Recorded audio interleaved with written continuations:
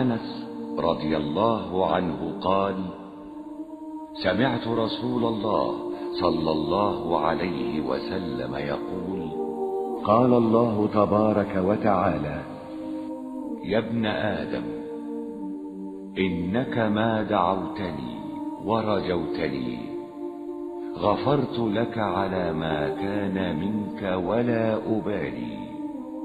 يا ابن آدم، لو بلغت ذنوبك عنان السماء ثم استغفرتني غفرت لك ولا أبالي. رواه الترمذي. حديث حسن صحيح.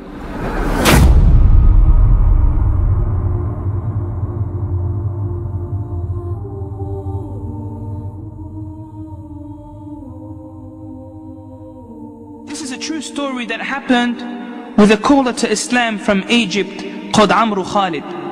He said, 3 days ago, I received an email from a young lady from Australia.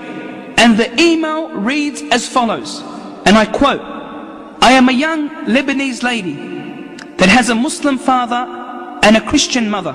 For the first 10 years of my life, I lived in Lebanon. Then we migrated to Australia, which brought an end to my relationship, to my connection with the Middle East. I am currently 22 years of age, and after migrating to Australia, my association with my religion also ended completely. The only thing I know is that I am a Muslimah. I don't know what the Quran looks like. I don't know how to pray, and the religion plays no significance in my life. My mother and father separated, each one remarrying another person. I entered university. My mother and father left Australia, leaving me behind alone with no family, no brothers and sisters. I know nothing about my ancestry in Lebanon. I lived alone and I had to work to spend on myself. I attended university in the morning and worked at a bar in the evening. I have a boyfriend and have not left out any haram except having done it without any shame. I am fully westernized. I know a little bit of Arabic. And because I am extremely beautiful, I joined the beauty competition in New Zealand and won in this competition. I am planning to join a bigger competition in New Zealand, and I am currently modeling for magazines. During this time, I used to visit a Lebanese family residing in Australia. And I saw a Ramadan episode on television talking about modesty. The episode had its web address displayed. I went through a nervous breakdown. It was as though this episode was addressing me directly.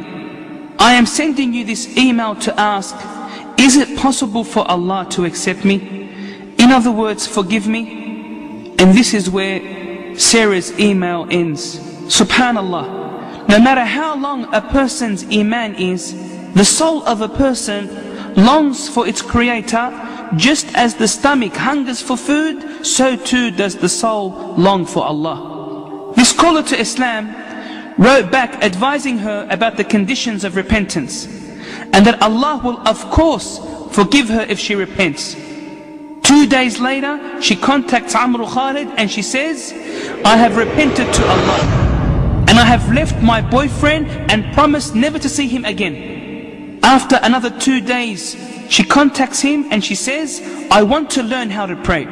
Then another 2 days pass and she says, I would like some Quranic audio tapes. So he sends her some tapes via DHL courier. A week goes by and he doesn't hear from her until she contacts him and informs him that she has retracted her beauty title of that particular city. Then came the surprise. She contacted him saying, I have put on the hijab. However, the story does not end here. 2 days after putting on the hijab, she experiences sharp pain. So she goes to the doctor, who diagnoses her with brain cancer and that her days are limited. She enters the hospital to be operated on. The success rate of this operation, as informed by the doctors in Australia, is 20%.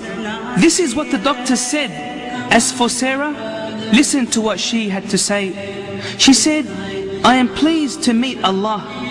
I am happy that I repented prior to finding out about my illness.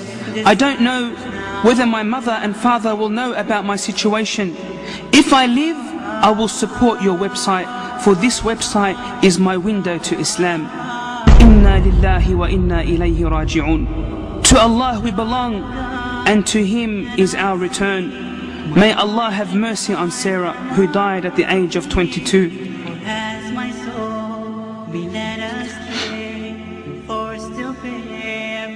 They buried her with the Muslims in New Zealand. Prior to her death, she sent a short letter to Amr Khalid saying, I lived far away from my Lord for 22 years, but I repented and turned back to Allah 3 weeks ago. I don't know many Muslims besides you and this internet forum. I urge you to make dua for me that Allah has mercy on me and to forgive me. Make dua to Allah to guide my mother, for she does not know anything about me. Signed, Sarah. كل نفس ذائقة الموت.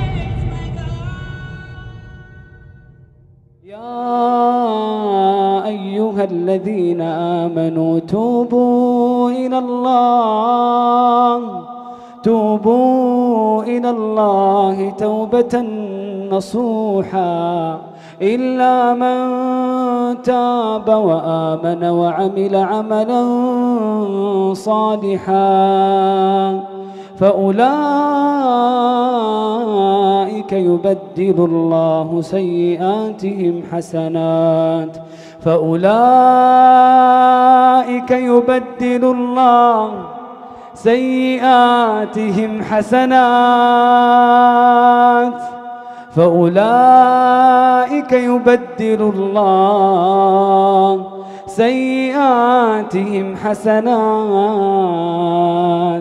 وكان الله غفورا رحيما.